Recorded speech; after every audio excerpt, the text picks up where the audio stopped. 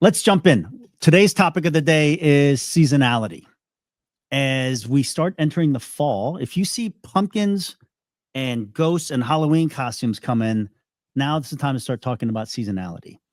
All real estate investors, whether you're in multifamily, whether you're in single family, whether you are in short term, long term, any term, midterm, whatever you want to call, it affects co-living operators as well. So if we're talking about seasonality, what are the strategies to best attack seasonality? I'm going to start out with the simplest, stupidest low-hanging fruit. Let me rephrase that. I'm going to start out with the simplest low-hanging fruit strategies that all co-living operators should consider when they're dealing with seasonality. If you have members in your house, keep them. It's the number one strategy I'm going to tell you. If you're at 90% occupied, 70% occupied, 50% occupied, the number one way to attack seasonality is improve your host operations, your member engagement, so that the people that are already in your house want to stay. How do you extend tenure for those people? Let's start by engaging with them, asking them what do you do well? What would they like to see improvements on? And then actioning off of those. Because I have never once met a tenant who wants to leave and go look for someplace else that costs more, where that person doesn't have a reason for leaving. And it can almost be as silly as there is a really loud knocking noise on this ceiling fan that you provided in my room, and I cannot sleep at night. If you as a host don't know that you can fix those things and that member appreciates it so much, they don't want to leave. You know how much of a pain in the ear it is for somebody to pack all their goods and their stuff and their personal belongings and leave? It is massively, massively a huge headache. So the number one thing that we're going to do to attack seasonality is we're going to keep the tenants that we have in the house, and we're going to try to extend tenure. Now, the second things, what are things that we can tangibly put our hands on to adjust? How do we compete more? Take a real good look at your market comp pricing. How are you competing in the marketplace? If there's less tenants and less members looking to move in, you have to compete for that business. So the thing is, where does your pricing rank up against the people that are around you? What value are you providing to the members that are going to click? So if we're going to start by the things that are the lowest hanging fruit that you can adjust, let's take a really good look at your listings. You know, I always talk about your listings being your Tinder profile for all things marketing. Are your photos high quality? Or is there a little bit of a shade of your thumb in that bedroom photo?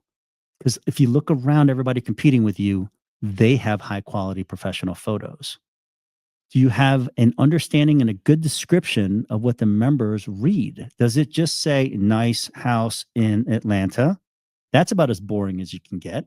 Or actually using the 200 characters in your property title to talk about the amenities that are in your house, where it's located, why somebody wants to move into your house. And now we even go further. Your property description, that's 1,000 character opportunity for you to market your house. What's great about living there? What's great about you as a host, as an operator? What makes you different than every other room that they see out there? Start there with your listings. Now let's talk about pricing, because that's really the 800-pound gorilla in the room. If you're pricing because you're so dead set on having a move-in fee, and if I were to ask you every week that goes by and nobody moves in, how's that $100 move-in fee working for you? If your underwriting is so poor that you need to squeeze out every single dime, this may not be the perfect platform for you, because we're in the business of making money here. So let's look at your move-in fee.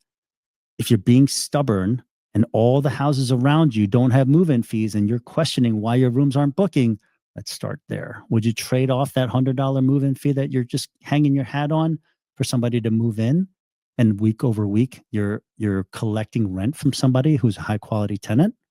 If your intent is to vet somebody by using the move-in fee, change something that you can control, which is like your member screening. Ask more intentional questions that may actually get you the same result that you're looking for, in terms of making sure that the right member and the right tenant is moving in your room, without taking the lazy man's approach of saying, I'm just going to put $100 move-in fee and that's going to take care of it for me. Let's be intentional about how and what levers we're pulling. So room pricing, if you're competitively priced, or if you're priced according to the value. If you have value and the pricing's a little off, make sure you're communicating your value using your product title, your property title, and your property description to communicate with the members that are out there that are looking for rooms that yours is the room that they want to book.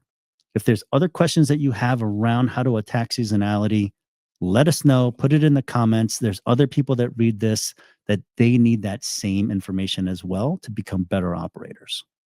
Good luck.